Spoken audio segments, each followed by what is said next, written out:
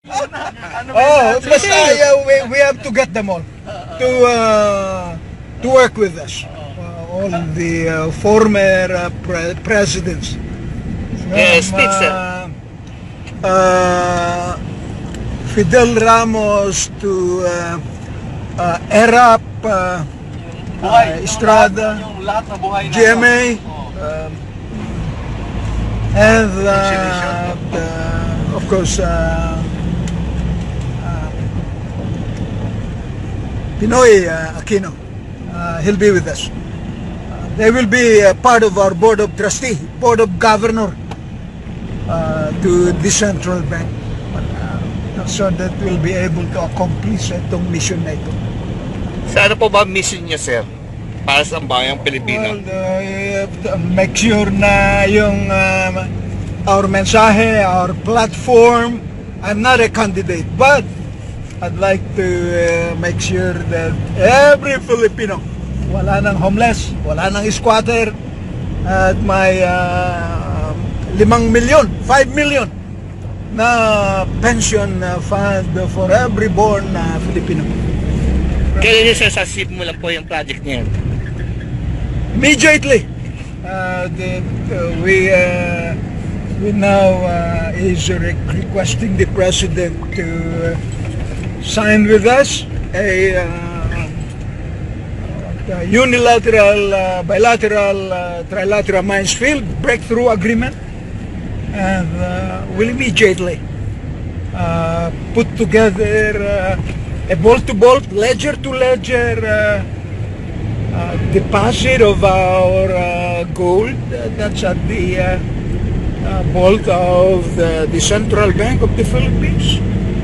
And we are allowed, I'll be responsible of addressing the attestation of the Federal Reserve U.S. Treasury, in as much that we are the Millennium Centurion Bank of the world, with the Federal Reserve U.S. Treasury, and through the Bureau of Engraving and Printing, with the proper accreditation and compliance clearinghouse with the U.S. Treasury, and more so with the World Bank Group as our governing arm with the International Monetary Fund, to make sure that these are properly done in proper compliances and clearinghouses for that purpose. So what is your message to the Filipino people? My message to the Filipino people: let's work together. Again, I am requesting all the former presidents to work with me, to work with us. This will be for the 100 million plus Filipinos. We are the bankrollers.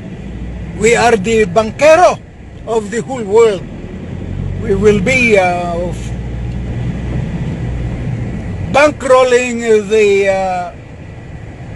embodiment of ECOSOC, social, cultural, educational, and the infrastructure governance of the whole world through the monetary system of central banks and the monetary global reset. Okay, sir. What is your message to President Duterte? Make sure, Pudigong, now we have to accomplish this mission. Hindi po ako magagalit. Ang mga 100 million na naaapi, na walang-wala, ang magagalit sa iyo pag hindi mo ito ginawa with us. Because all the 100 million Filipinos, we rally these purposes and this cause. Kasi siguro naman, naobserbahan mo na ng kahirapan ng bawat mayoryang Filipino. Sir, ano po ba masasabi niyo sa Central Bank? Ano po ba plano niyo? Masasabi ko lamang, plano niyo po, sir? we have to activate the old Central Bank of the Philippines because ito ang may kapital. We have 400,000 metric ton of gold sa vault natin. More so because of the ancestral domain of OCT-T01-4, the Hacienda Filipina Archipelago. We have as well the undocumented gold, which we have, and other minerals, platinum and diamonds, stones. So, we are very rich. We can accomplish this mission for the good of the Filipino people and for the good of humanity. Not only with us Filipinos, but all over the world. And the 100 million Filipinos, all of us, are bankrolling the monetary system of central banks of the whole world. So it's not only me or Alpha Omega or a few people.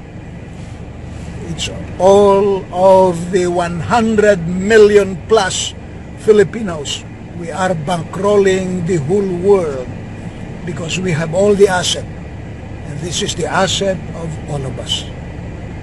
So, why you are inviting former President Benigno Aquino to work with us? Well, listen, he has a fair share of his leadership. I don't mind what he did. At least he made a mark that he's been a leader with us. So he's with us. All of them, as I've said, from Fidel Ramos to GMA, Arroyo, Gloria Arroyo, and Joseph Estrada, as well our beloved brother Pinoy Aquino. He has to show his good faith to all of us now. If he will not show his good faith, I'll make sure that the 100 million Filipinos will castigate him if he will not show his real good faith to the Filipino people. So because we have never seen any good faith yet coming from him. What is your message to the justices, associate justices of the Supreme Court of the Philippines? To all the Supreme Court justices and associate justices, and at the same time, and to all those judges, make sure that we have to work. Now, the beneficio ng every Filipino, make sure that you put a proper judicial governance, because we've been known as kangaroo court already all over the world. You show us, or otherwise there will be no rules. Make sure that we have to do it properly and to be able to stimulate a healthy and prosperous governance, especially within our judicial system, that everyone will be protected, not only for the few rich, but for everybody, for every born Filipino. And make sure this is a commitment for all of us. Why did you go to Filipinos. the United States, sir? You have to understand, I'm your kinsman. I'm actually, if you're asking me about the U.S. government, today, I'm the person behind of the King of Kings. In short, the City of London Corporation is at my special proviso or power. And I'm hoping that this is now our major role. The Federal Reserve treasury belong to us. It belongs to the Filipinos. We own the gold that has been deposited at the Federal Reserve System Treasury Vault. We own those gold. It's not owned by anybody or anyone. It's not owned by the Swift or the Morgans or probably the Rothschild or perhaps the Rockefellers or any other else. The gold that is actually deposited at the Federal Reserve Vault is owned by Filipinos. And we should be proud as a Filipino. Please explain the origins of the gold. All this gold belong, the physical ones that are distributed all over the world now, are actually inherited gold from the king of recognized asset nation that is owned by the Roman emperors, the 12 Roman emperors. It has been deposited in our country. The amount that has been received is within the tune of 1,181,365,000 metric ton of gold. So you can imagine, this is real. But the most important thing, the undocumented gold from Area 1 to Area 12 here in the Philippines, both Cordillera and Sierra Madre, we have rebari of gold to like about 176 golden lily site rebari. So you can imagine, the undocumented gold that we have is multi-trillion of tonnage. We have at the same time diamonds, big stones, black, blue, pink, yellow, purple, green, and white. These are stone diamonds. So you can imagine, we are very rich. Filipinos are rich. We are the richest country in the world. No question. We just have to make it work to all of us. Aside from the Yamashita sites, how many treasure sites are there? Can you explain them briefly one by one? The Japanese site, we have actually... May I excuse myself? All right. Okay. Babalik sa ano. The Japanese site, we have 5 of them. Actually. The only one that what we had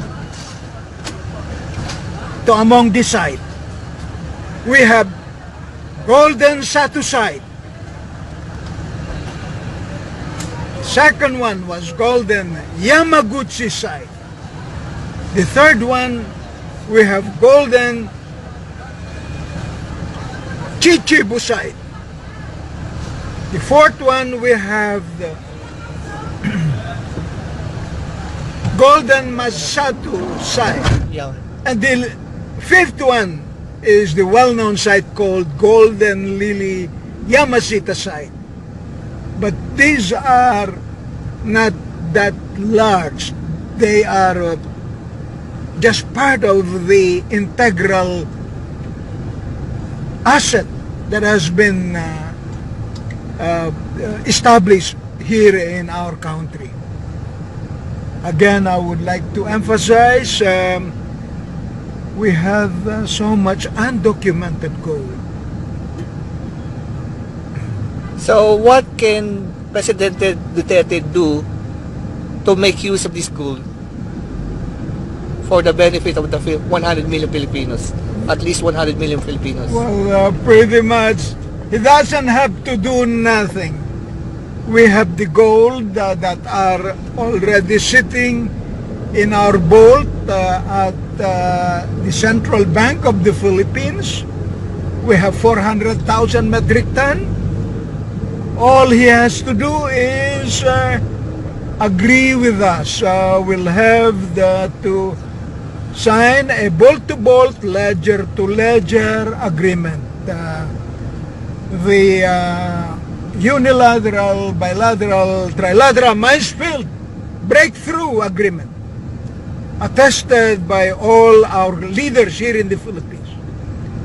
We can deposit as much as 100,000 metric ton, bolt-to-bolt, ledger-to-ledger, insured and bonded at the same manner. We can now print equivalent to 50 trillion US dollars. Pesos or US dollars? US dollars. Here in the Philippines? Here in the Philippines, which meant that if we have to print US dollars or pesos, we are qualified to print in 30-year loan proviso as much as 50 trillion in the 30 years. What is the currency, sir? US dollars or peso here in the Philippines? Here in the Philippines, it will be pesos, definitely, because we are using pesos. So how about the Asian dollar? The Asian dollar will come probably towards the late part of next year. I'm hoping that today we are actually discussing, and we are actually having a summit, conference and conventions, ministerial meetings based on the global reset.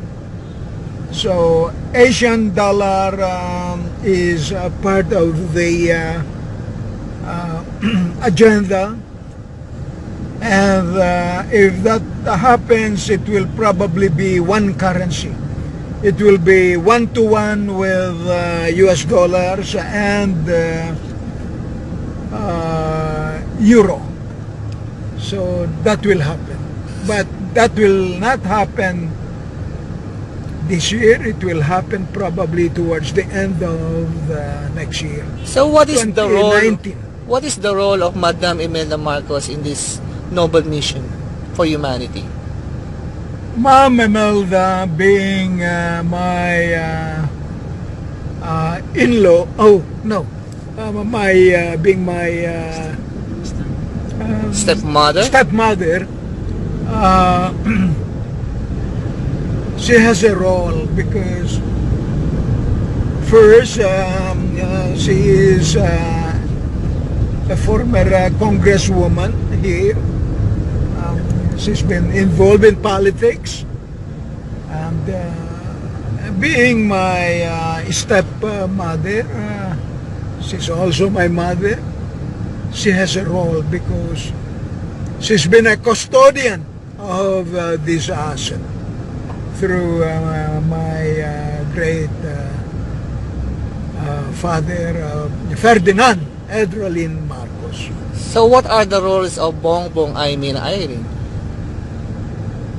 With among my siblings, they are most likely Bong, Aimee, and Irene can just be a witness or testators towards all this asset, because pretty much they knew the existence of these assets. So do you have anything more to say, sir? Well, there is nothing more to add. I just wanted to make sure that every other Filipino will benefit from all these assets that we had, and we should now share it to everyone. There will be no difficulty to everybody, and at least there will be no poor Filipino. Thank you very much for the wonderful interview, sir. We are very happy that you are able to return to the Philippines alive and kicking. All right, thank you.